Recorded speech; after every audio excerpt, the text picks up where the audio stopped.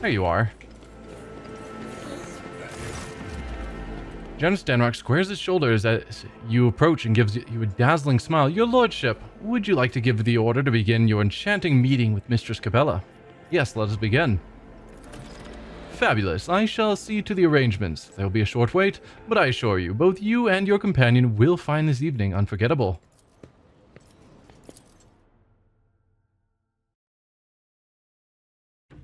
I beg your pardon, your lordship. Everything is in place for your special evening.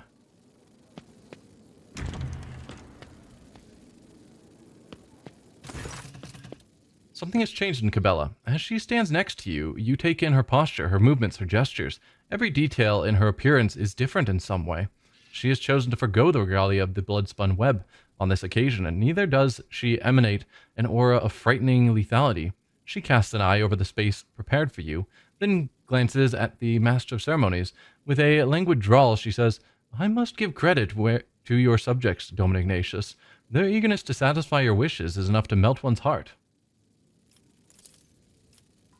The Master of Ceremonies adjusts his attire and gives you both a ridiculous smile, seemingly hypnotized by the sound of Cabela's voice.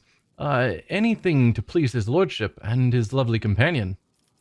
Let's look at Cabela. You remember Cabela as she was at the first event organized by the High Factotum. Somehow, her former outlandishness has completely vanished, as if she has spent her whole life attending only the most lavish receptions and enjoying the high society of the upper decks. She even looks like she's actually enjoying all the attention. Let's look at the people around you. The servants and junior officers stand at attention.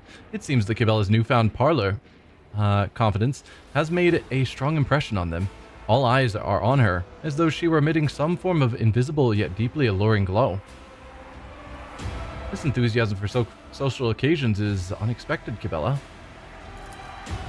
My desire to appear among the people in your circle surprises you, Domin Ignatius. How so? Does it not please you that I wish to be part of your world, embrace it, surrender to it? I was rather graceless on my first excursion out into the upper class, but that will not happen again. You hear a murmur of adoration from all around you. I simply marvel at the change. I am glad that you found a way to enjoy the pastimes that are customary to my peers. I liked you the way you were before. No? I'm glad that you are more comfortable out and about. Cabela gives you an affectionate smile. It's the least I could do to thank you for introducing me to it. Address the Master of Ceremonies. Leave us. Cabela casts one more look at the man. Thank you. You truly have gone above and beyond to impress your lord. The Master of Ceremonies seems to have forgotten about your presence entirely as he gives your companion his undivided attention. Why, Mistress Cabela, your praise is the greatest reward. That's weird that the Master of Ceremonies seems to have forgotten about your presence entirely. Like, as the rogue trader, you would expect us to be at the forefront of their mind always. Be very careful with what you say. Clear your throat, say nothing, or hiss under your breath. Your life is forfeit, you cur.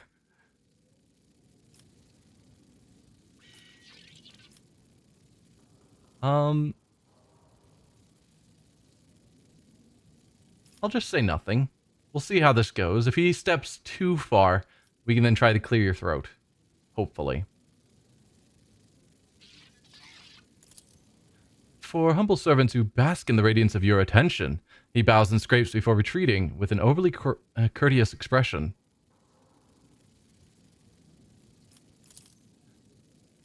Cabela casts you a look. Well then, shall we?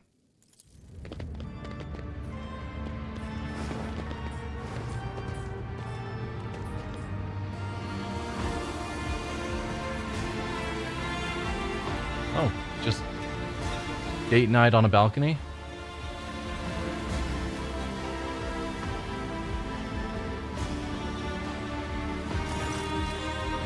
The noise of the hive reaches the balcony as nothing more than a steady hum. Like the rumbling of a distant ocean, the beautiful decorations and fine delicacies before you could easily make one forget the rot and suffering that permeate the sprawling city below. Cabela's manners are impeccable. One can only wonder where this artful mastery of social customs came from. She glances at you as she lifts her glass. smile. It appears you have managed to avoid terrifying my subjects with your very presence this time. Nice evening, is it not? How to explain that scene back there?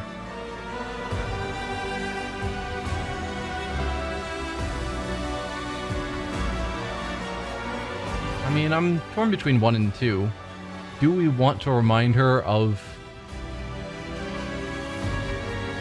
last time where she wasn't comfortable? Or do we just give a generic discussion about the weather? It appears you have managed to avoid terrifying my subjects with your very presence this time. I am a spinner of the blood-spun web. You know how to tread silently. We know how to tread silently, how to be invisible, how to wear other people's masks. The guises of your subjects are not particularly subtle. Their courtly sheen, too, conceals the faces of predators and killers, does it not? I had little difficulty inventing such a mask for myself. A nice evening, is it not? I'm absolutely delighted. She sips at her drink. Last time, I failed to grasp the sheer beauty of moving in the highest circles, Dome Ignatius. I appreciate that you have arranged this evening for me. My second chance. I do hope that my demeanor suits the expectations of your inner circle better this time. I believe it does, yes. I only hope that you genuinely feel comfortable in this role. Finally, you've stopped embarrassing me in public. That's something I can't complain about. Wow, no. I only hope you feel genuinely comfortable in this role. Comfortable was never something I aspired to earn, or was even taught. It has no bearing on the choice of thread.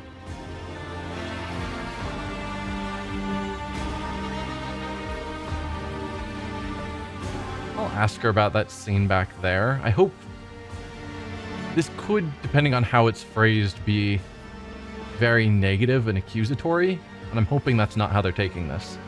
Care to explain that scene back there? I merely wanted to offer my gratitude to your subjects, Dome Ignatius. I had to express my appreciation for all of this, at least. She gestures at the decorations and the food. Or should I be thanking you for doing all of this with your own bare hands? I'm the master of the planet. You should save your thanks for me. If you're looking... It looked as if you were being coquettish with the master of ceremonies. You're acting strangely. It worries me. You're right. My servants have earned a great deal of praise. Forget I said anything.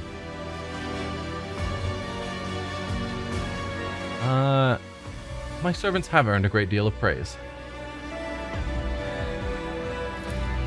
She nods silently. I was surprised when I heard you had voiced a desire to make another appearance. The better I understand the world you live in, Dome Ignatius, the better a shadow I can be for you. And the finer blade I can be in the hand of the Undying One's servant.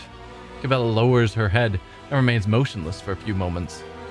When she looks at you again, her eyes are glassy, suggesting that all her thoughts are now turned inward. She resembles an empty shell, governed by a mere fraction of her mind, while the rest of it eludes your sight. You notice that her hand that is lying on the table is not completely still. Her fingers, with subtle twitches, is tracing a familiar pattern. Cabela, are you in the labyrinth? Touch Cabela's hand. Back to me, please.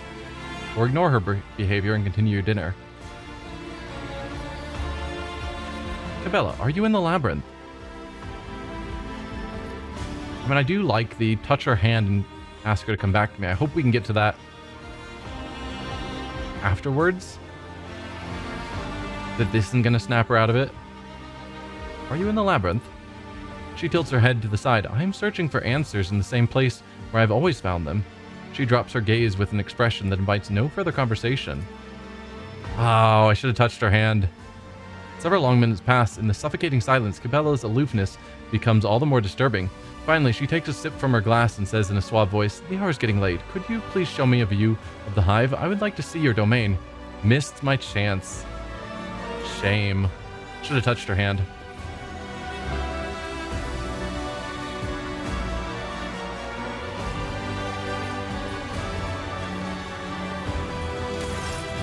Tangled network of streets, bridges, and main hive.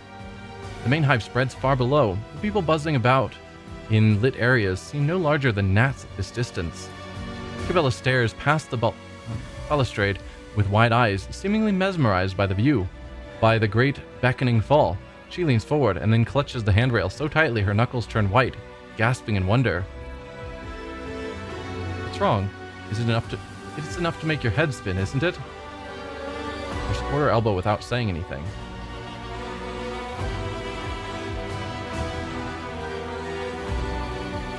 What's wrong? Another stifled gasp, then a laugh. I've never seen such heights before in my life. No distance on the ship comes close to this. I feel like this emptiness might swallow me whole. Cabela turns to you and smiles, this time sincerely. It's beautiful. She reaches out a hand to you and gently touches your cheek, her fingertips sliding down your skin. With you, I feel different. Nothing like how the tenants say I must. There is so much more to life than my clan's deck. Her gaze goes blank, and discovering it has unraveled my world. I am your blade, I am your shield, and today, here and now, I vow to do whatever it takes to become the perfect weapon in your hands. Already, I am changing, Dome Ignatius. She looks at you with burning eyes. Tell me, does this Cabela please you? No, I need the real you, not a blade. I will accept you regardless of whom you decide to be. No one can make that decision for you. No, I'm tired of your emotional tribulations. It's over between us.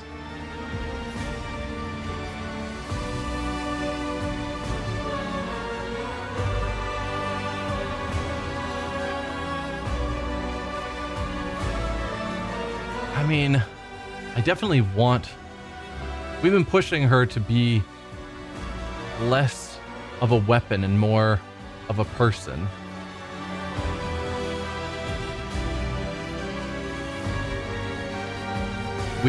But it feels very strong to just say, no, I need the real you, not a blade. I feel like it would feel better if she made that decision herself, but I'm worried that she wouldn't. I will accept you regardless of whom you decide to be. Feels good. As long as she makes the decision I want, which is a terrible, terrible way of phrasing that. Just I want you to have the freedom to make your own choice as long as that choice is what I want you to make. It's just real bad.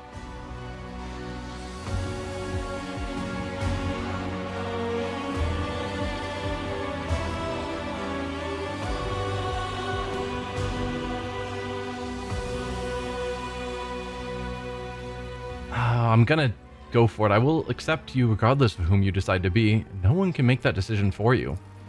She lowers her head. It is so strange to hear the Doman give me a choice, and yet I fear that such a choice might burden my soul too heavily in his eyes.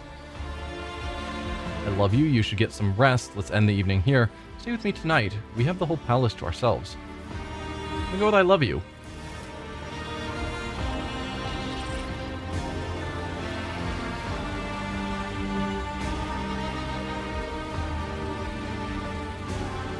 So we're both wearing large, bulky helmets.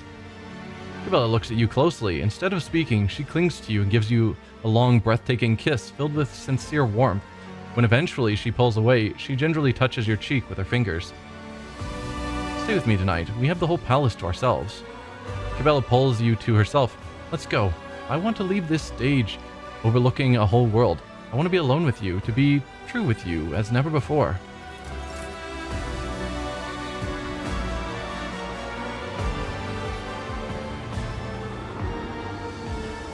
8 hours pass. Sitting on your throne has not cost you your flexibility. That is a welcome discovery. Okay.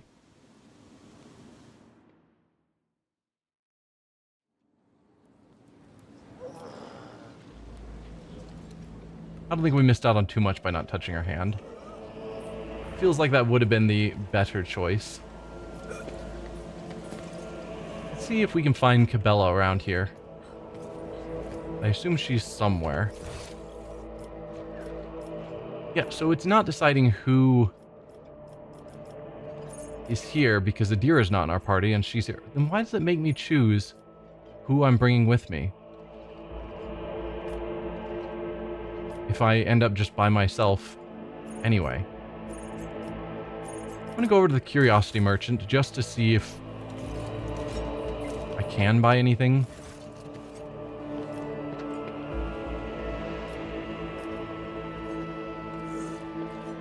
Yeah, do you have anything for me? What curiosities do you have? So yeah, I can't get an actual pet myself. These are just upgrades if I had a cyber pet.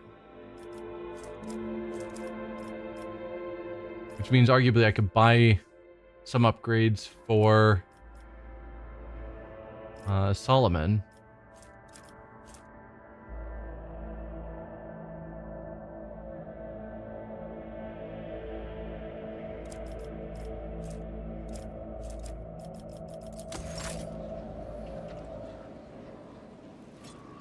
I don't know.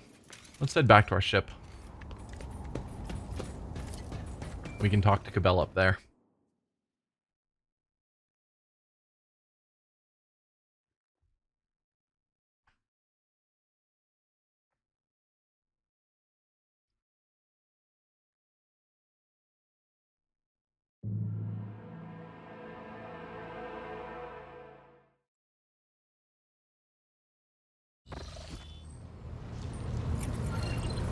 Alright. She hangs out down here, usually repeatedly stabbing herself in the hand. Although she hasn't really done that since she became the head spinner. Oh, never mind.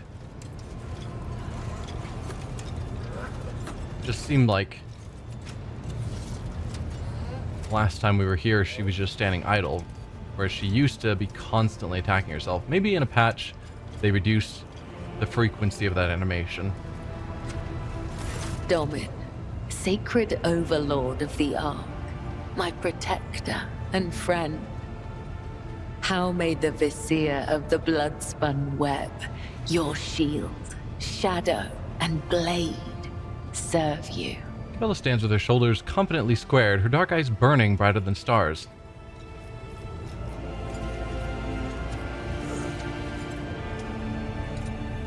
Seems like a strange description. Friend.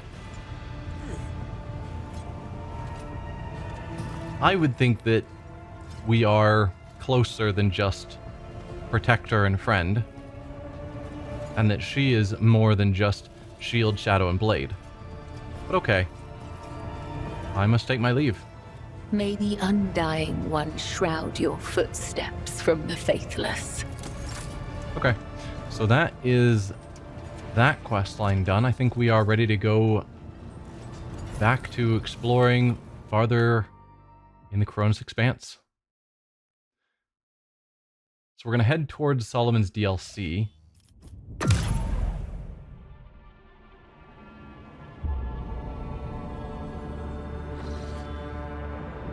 Over here.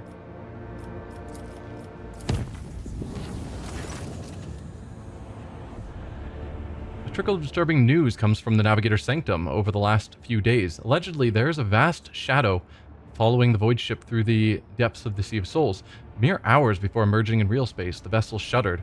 An unidentified leviathan had emerged from the whirling warp, wrapped its tentacles around the ship, and started squeezing, trying to crack the hull like an egg. Pray for salvation from the warp trap, or trust in the Navigator's talent. Looks like, this doesn't sound familiar to me, but maybe we've run across it. It looks like we've had this event before, and last time we prayed for salvation from the warp trap. Maybe this time we'll trust in the Navigator's talent. Cassie can get us through anything.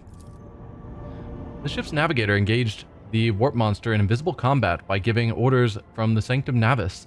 By following the Astronomicon's guiding light and struggling against the mighty alien will at the same time, the guide managed to pry the void vessel from the nightmarish creature's grasp and execute an emergency translation to real space with minimal losses among the crew and new insights into the nature of warp entities.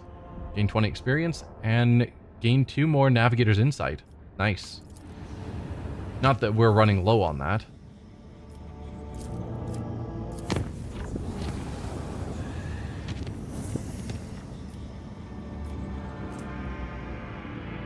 Alright, let's improve the safety a couple of levels and warp out to here.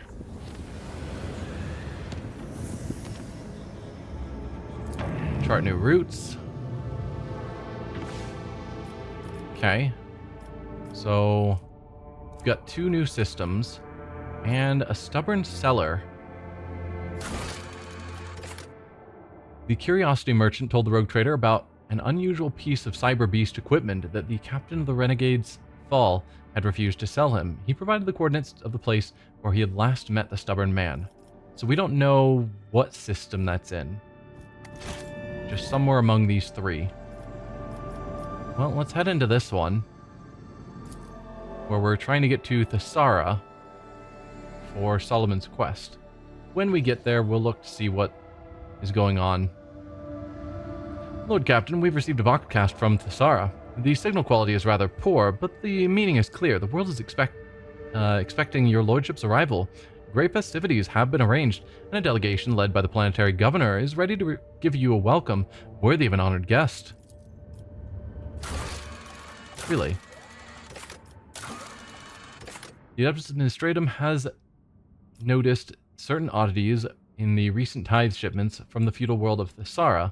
The rogue trader and the arbitrator must inspect the planet. The rogue trader must land on Thesara and meet the planet's governor. So we believe that they are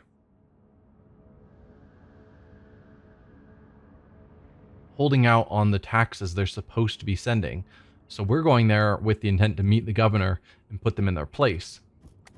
But they think we are coming here as honored guests for a celebration. Also, destroyed ship makes me think that maybe they sent the taxes and they got blown up and they're not aware. Let's check out the destroyed ship. Scrap box ×3. Oh, are we damaged? Yes, let's repair. Did we open those scrap boxes?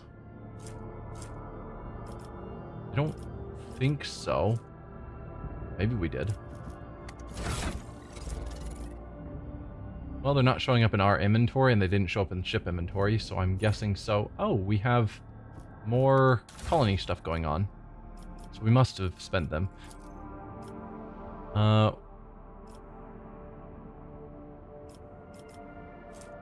we are at maximum level with the hull, so I guess let's spend some of our scrap into improving the RAM.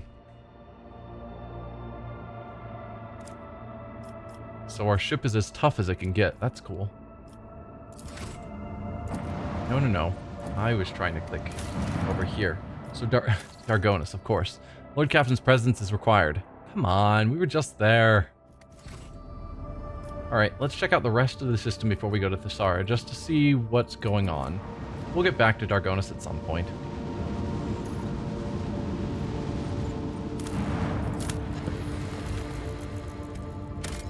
Nothing of interest.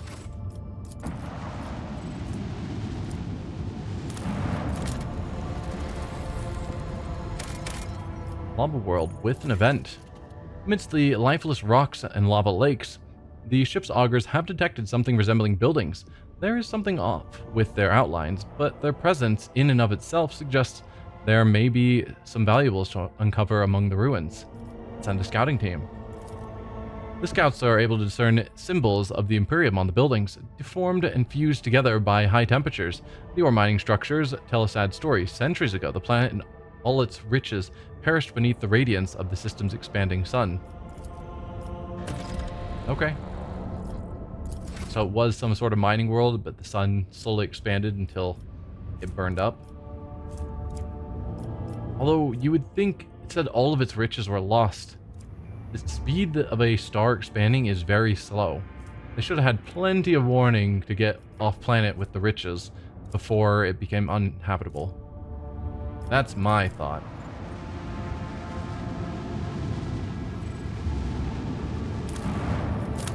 Another gas giant. Yep, nothing of note.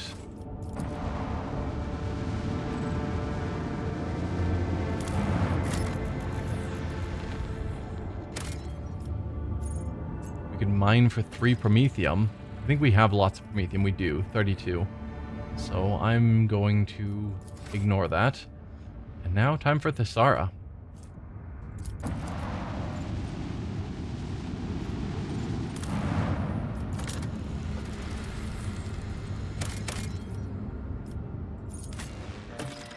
Okay, so Solomon has to come with us. No surprise there. Yeah. I mean, this is... minus Abelard. Cassia, Pascal, and Irliet is my core team. Abelard's usually with me. And then there's like the 6th slot that's sort of free for whatever I need.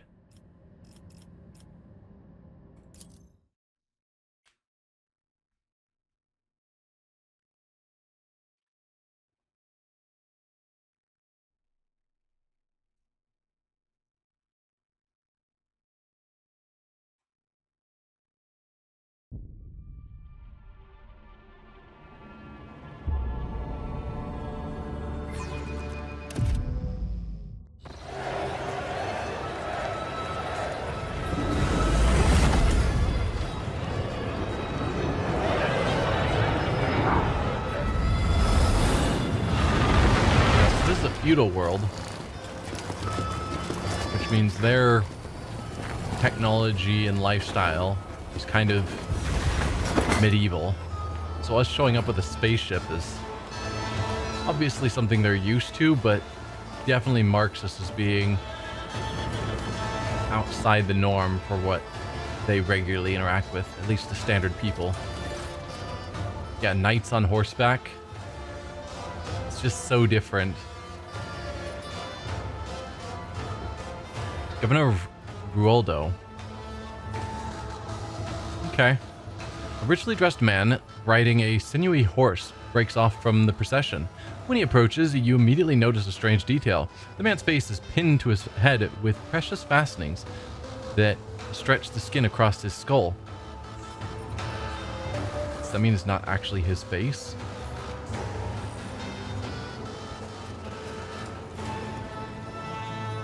Huh.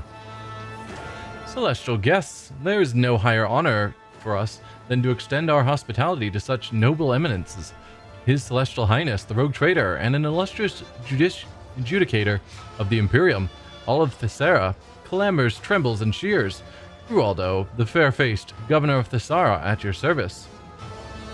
Thank you for your courteous welcome, Governor. However, we have come here to address a grave concern, or glance around with bored expression. I will proceed inside now. I find all of this squalor rather than tiring. Yeah, having them put on their biggest presentation for us as honored guests and us just being like, wow, this squalor is terrible. We have come here to address a grave concern. But of course, your Celestial Highness, it would be my pleasure to discuss whatever topic you have in mind. That said, you have had such a long and perilous journey behind you. Like any self-respecting host, I must first propose...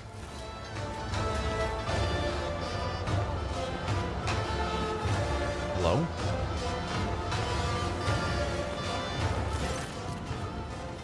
Bluff the court fool.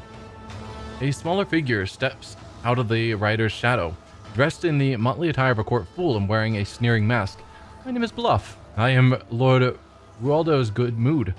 I tickle his governorship with well-spouted jests and itty-bitty gossip, and now I merrily doff my cap to our celestial lords and ladies and hand them this here key to Thessara as a token of our boundless loyalty. The fool bows and offers you his gift. Accept the gift, thank you, Bluff. Wave in Abelard's direction. Seneschal, you take it.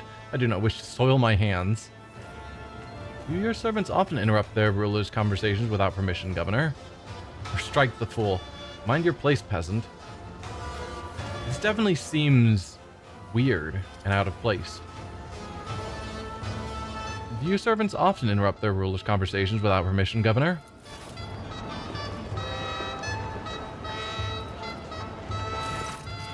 Oh, the embarrassment. The governor leans down from his horse and grabs the fool's hand. Having wrenched the key from Bluff's grasp, Ruoldo raises his hand to strike, and the fool quickly backs off. Finally, the governor offers the gift to you with a reverential bow. Let's look at the governor. The governor's heavy gold-stitched jacket adds a certain presence to his figure, but it cannot hide how poor of a rider he is. The way his boots dig into the horse's sides, his hands fiddling with the reins, his trembling fingers often speak of nervousness and lack of control.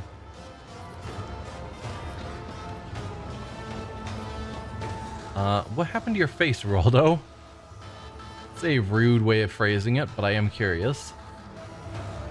Clearly something is off about him. He's nervous, and the fact his face is sort of stitched on really is weird. What happened to your face, Geraldo? Geraldo touches his stretched out countenance. Ah, this is a fine tradition that I myself brought to this world. You see, there's a way to tame the merciless passage of time. All you need is to find a young and healthy face, appropriate it, and attach it over your own fading skin.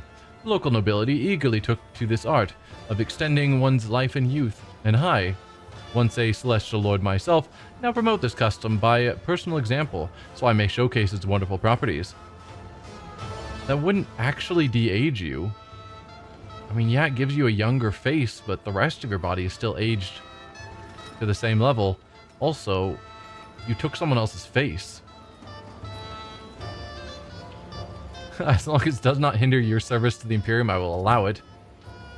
Put on other people's skin out of a desire to look younger? You will declare this vile practice banned today, iconoclast. Or heretical. Fine tradition indeed. I hope the subjects are conscious when you peel their skins off. I would love to attend such a procedure myself sometime and enjoy the show. Or just interesting.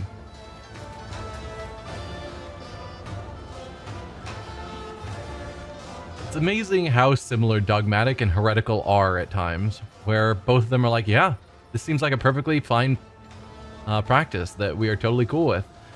And Iconoclast is like, what is wrong with you?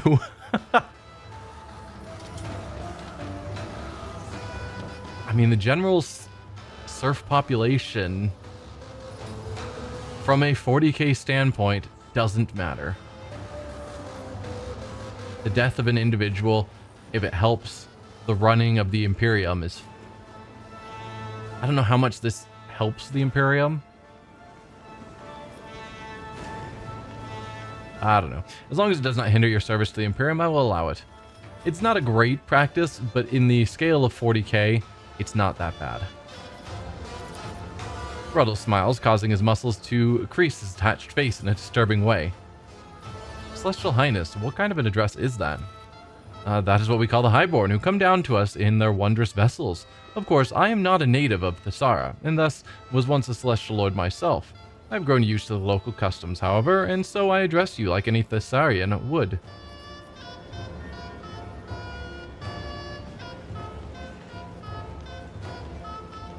Do we just say, I'm sure you know why we're here. We have Abelard announce our purpose here in the midst of this crowd. Or do we let Solomon do it? I'm gonna let Abelard do it. I think it's fun. Abelard, announce the purpose of our visit to these provincials. Abelard clears his throat. His Lordship Ignatius von Valencius, inheritor of the great protectorate of the Koronus Expanse and bearer of the sacred warrant, has graced Thessara with his presence in order to discuss matters pertaining to this planet's tithe. Enough. According to Data Protocol Calixtus Sigma UX11-4, this Mu-class planet, type feudal, Estimar rating E874, planet's Estimar rating reflects its strategic value to the Imperium and has the form of an alphanumeric code that ranges from A0 to Z1000. With an assigned tithe grade of Solutio Extremis, planets are graded from Adeptus Non, meaning no tithe collected, to Exactus Extremis, the harshest of tax burdens. Has not provided its due tithe amount in full. You have violated the Lex and are hereby under investigation. You are to present all related customs, reports, and shipping manifests immediately. The Proctor's voice carries no emotion, and Glado silently bares his teeth, completing the image of the implacable hand of justice that has arrived on Thessara. I am most flattered by your attention, esteemed adjudicator, and by this opportunity to serve the Imperium with even greater dedication than before. Speaking of dedication, we are already conducting a thorough inspection to see which scribe it was that bungled the tithe calculation. Fear not, the scoundrels shall soon be. Excuses are the hallmark of the guilty. Do not make your situation worse, Governor. Rollo claps his hands together and says meekly, Of course, Master Adjudicator. I will provide you with all the documents as soon as our internal review is complete. I assure you it won't take long, and the report itself will be exhaustive. If there's something else the esteemed governor wished to say, here at the proctor, take us somewhere we can have a serious conversation, or glare at Raldo. Was there something else the governor wished to say? I believe there's something else the esteemed governor wished to say. Thank you, your celestial highness. We know your journey here must have been an arduous one. As a sign of our appreciation, we have prepared a veritable constellation of enjoyments in your honor. We humbly invite you to taste of our amsec, along with our finest dishes, and may you likewise savor some of the local entertainment. One of the court ladies will accompany you, so as not to let even a single word or wish of yours linger without attention.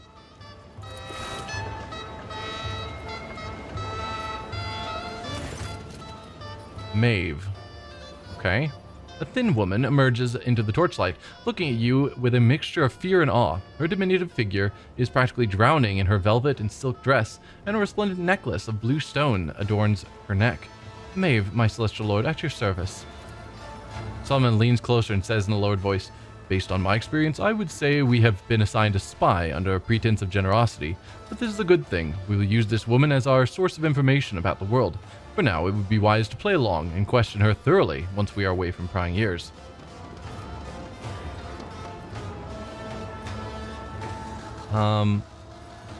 Smile, relax, Maeve. Just pretend that you are giving a good friend a tour of the place. Your face is your own. Why is that? I mean, I'm not going to require everyone to wear someone else's face. That would get confusing. You mentioned entertainment. Tell me more. An exquisite necklace. I think it would look better around the neck of your celestial lord. Very well, I would like to see what this place has to offer. Yawn. Remember, Maeve, I do not want to hear a word out of you unless I give you explicit permission or ask a direct question. Or I have no interest in your base entertainments. The sooner we start reviewing the tithe documents, the better. Relax, Maeve. Just pretend you are giving a good friend a tour of the place. Maeve smiles sheepishly. I'm afraid that is easier said than done, my celestial lord. It would be like trying to imagine a mighty sun as a tiny ember, but I will do my best not to anger you by acting too nervous. You mentioned entertainment. Tell me more. Tadua, the Scorched, is hosting a public trial for a few guilty wretches today. I also overheard that the Council of Thessarian Nobility was preparing a special gift for you. Besides those, our mechanical orchestra, the only one on Thessara, will be playing all evening. And of course, you will also get to see the crowning jewel of Lord Raldo's collection, his maimed metal-harnessed beasts. His maimed metal-harnessed beasts. Okay. Bluff the court fool. Little beasties like to play. People are their favorite prey. Champ and chomp and munch and crunch. Look, it snapped your head away. Screams and tears and gore and more. Happy beastie, happy day. Okay, the mechanical orchestra is servitors. I guess that makes sense. We can see them here. Now the servitor orchestra, fascinating. How do you manage to acquire something like that? Though at most only once in a generation, even Thessar receives visits from time to time, your celestial highness. One day an entire delegation from a foreign world arrived with these mechanical musicians in tow. We were immediately smitten with them. Sadly, our performance have now fallen into a sorry state. Thessar's humid air makes their preservation difficult, you see, and we don't have a single crimson-clad holy man or woman left. All we can do now is offer up prayers of our own, burn oils, and do everything else the old writings say, even though we have no hope of understanding them. Judging by the stench, the servitors, or more specifically the parts of them made of flesh, will not last much longer. Slime oozes from rust holes.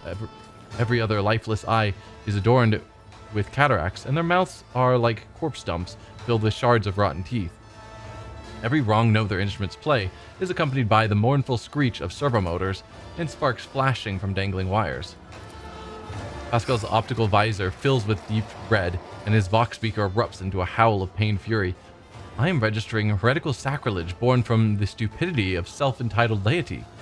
The commandment, allow not a false prophet to touch upon the mysteries of the Omnissiah, has been violated. The commandment, offend not the Omnissiah by negligent misservice, has been trampled His wail turns into angry, stifled wheeze. What scoundrel was it that thought to burn sacred unguents instead of incense? Yeah, sorry, Pascal. They don't know what they're doing.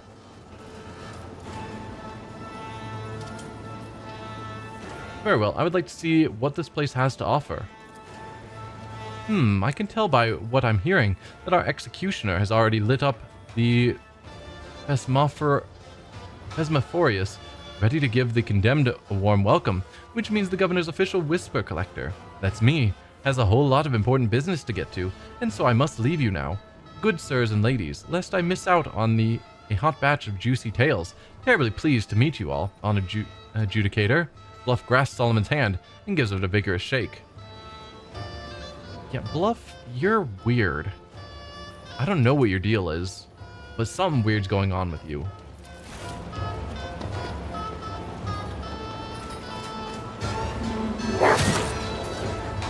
Yeah, not terribly surprised how that played out. Before you can even blink, the cyber mastiff beside him sinks its teeth into Bluff's forearm, jerking it back and forth in a fury. The attack lasts only for a moment, but when Glado lets go, the fool's limb is already torn to shreds. With a cry of pain, Bluff leaps away and melds into the roiling crowd. Solomon ruffles Glado's neck and turns to you. Feudal worlds are rarely known for their bureaucratic precision. Reconnaissance on the ground will tell us more than any report hastily scribbled down by these blockheads. I suggest we attend this trial and see how the laws of this planet are enforced. Can't wait to meet some kindred spirits.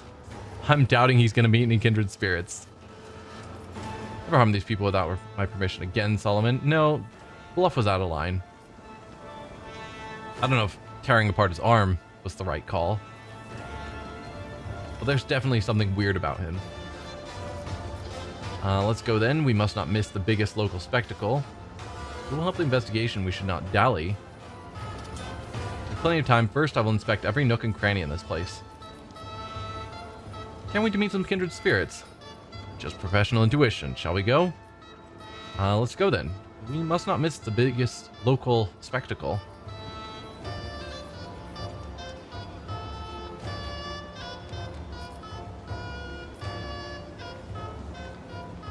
Yeah, I'm not really interested in the local spectacle of an execution. If it will help the investigation, we should not dally. I'm pleased to see that you prefer to continue our mission over all the idle pastimes of this world. Solomon looks at the crowd staring at you in wonder and trepidation. So, Celestial Lord, your coming is a historic event to these people.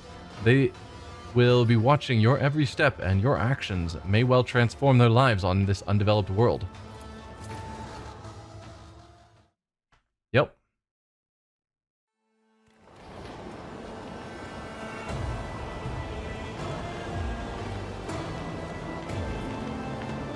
Alright.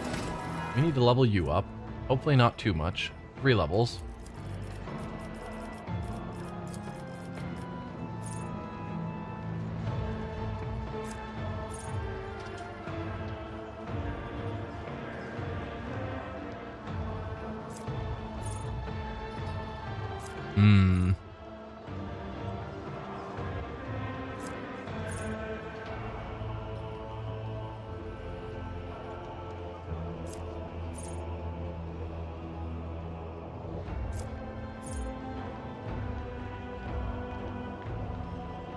Ooh, guaranteed criticals feels pretty good.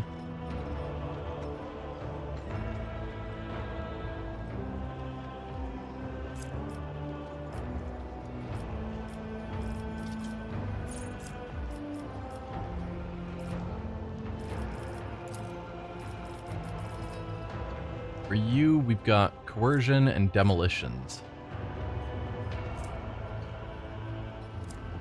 Let's boost your demolitions, I suppose. Alright. Unpredictable. Give a higher critical hit chance when you're in cover. That feels pretty good. I mean, there's nothing else that you're really good at besides coercion and demolitions. I guess commerce is your next best. Followed by persuasion, but Cassie is always in the party, so certainly don't need you to boost that up. Granted, Commerce is in the same situation. Cassie is in the party. But Persuasion, she's at 184. Yeah. Sure, Commerce is fine. I guess no heresy. And then we can't boost your ballistics.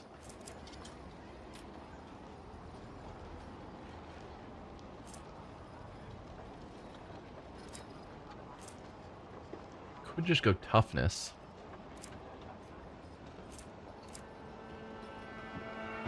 I don't know what is important for his archetype. I'm not that familiar with his archetype.